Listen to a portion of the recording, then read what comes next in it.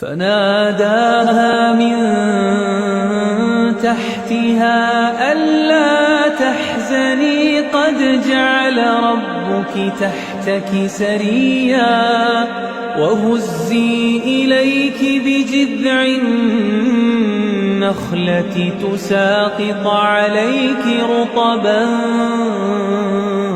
جنيا فكلي واشربي وقري عينا فإما ترين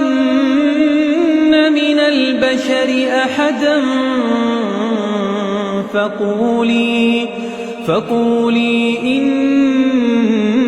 نذرت للرحمن صوما فلن أكلم اليوم إنسيا.